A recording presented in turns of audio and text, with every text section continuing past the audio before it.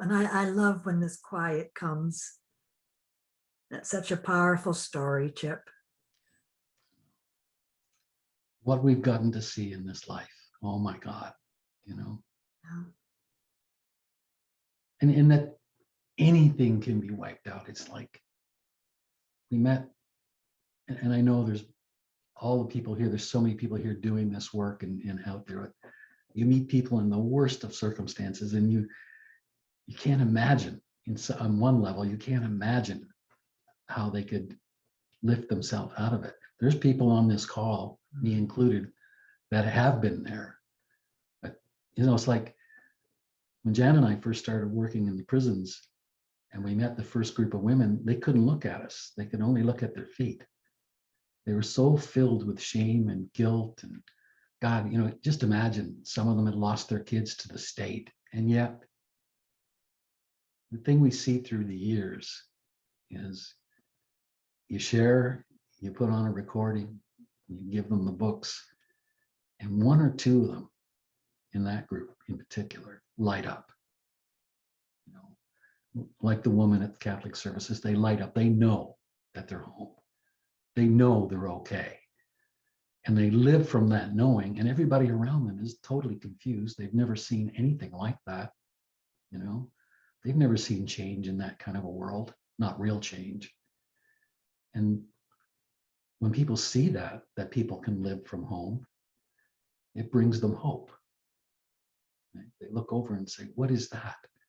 And the fact that they're going, what is that, is the key to them finding out what it is. It brings hope into their thinking. It brings an openness that maybe there is something. So through these years, I've just learned that you really can't judge where somebody's starting from. You really can't, because they're home, It's true because, I've worked, and I know you have too, Chip. I've worked with the homeless. I've worked in disenfranchised communities around the US, in many major cities and so on. And I've learned so much from the people in these areas. I can remember working in Los Angeles in one of the communities where, as the residents began to change and request more assistance, kind of what they were looking for in their community from HUD, which was Housing and Urban Development in the US.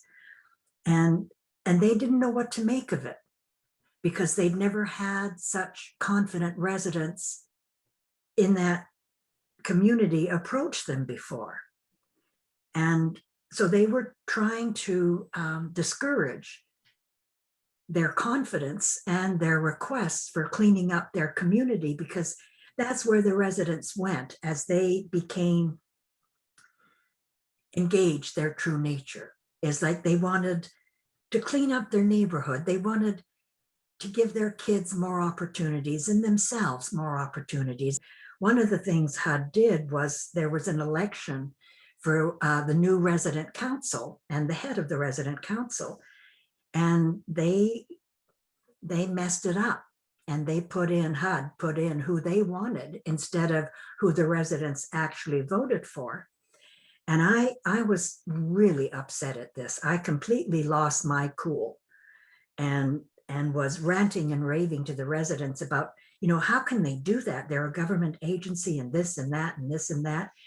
And the head of the resident council, who was basically losing her position, said, Miss Elsie, basically you need to walk your talk. There's no point you getting upset about this. Like it'll work its way out, And the gentleman that Chip mentioned earlier, he was part of the community. He had actually helped fundraise for this community and introduced me to foundations so that we could hire residents from within the community and so on and so forth. And when I shared my dismay with him about what happened, he came in, he was a very gentle soul. And he came in and he talked to the resident council, and then with our permission and the resident council's permission, he went and spoke to the head of HUD. And he just had such Southern charm that he was able to very gently but firmly turn things around. And so with the residents beside him, the current resident council president remained on board. But I learned so much from that because they taught me. When I lost it, they taught me. It was with kindness, but it was very matter of fact, like, Miss Elsie, you've lost it, you know. And so I love that.